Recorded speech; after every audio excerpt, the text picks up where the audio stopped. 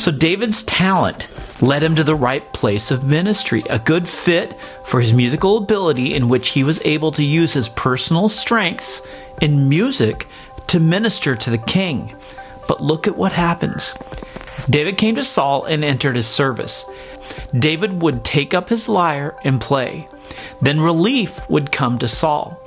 He would feel better, and the evil spirit would leave him. So what just happened?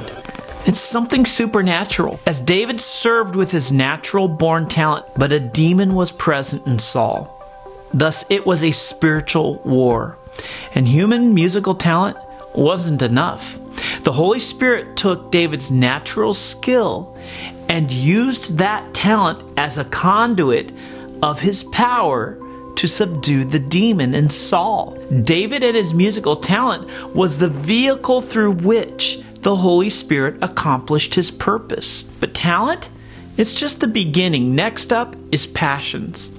Passions are all about what grabs your heart. Yet chapter 12 gives us the ultimate example. For the joy set before him, he endured the cross, scorning its shame. Did you catch here what Jesus' passion was? It's you. You were his passion. You were the joy set before him that energized and motivated him to endure the cross. Jesus wept. I mean, his friend Lazarus had died. But Jesus knew he was about to perform a miracle and raise Lazarus from the dead. So why did he weep? He wept because of how much Lazarus' death affected those who loved Lazarus. Saving people doomed to death, that was Jesus' passion. His passion led Jesus to his ministry. Talent isn't the only key to leading us to the right ministry fit or calling. Our passion does too.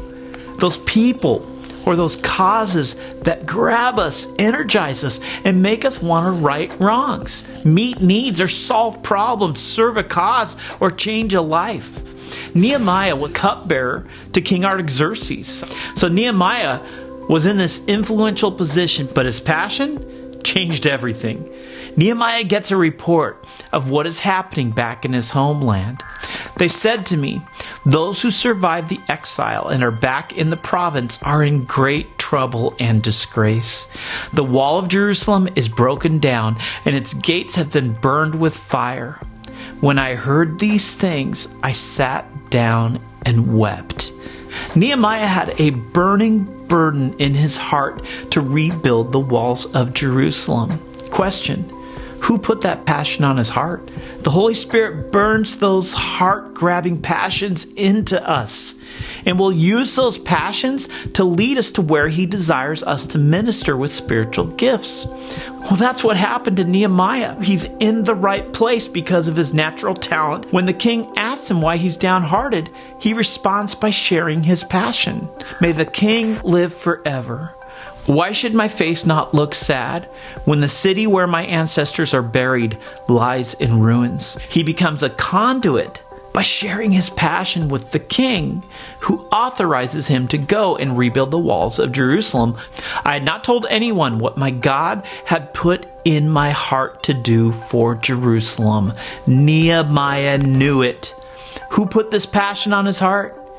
God put the passion in his heart. What passion has God put in your heart? Answers to questions like, what right does God want me to wrong? What is a need God is leading me to meet? What is a problem God is leading me to solve?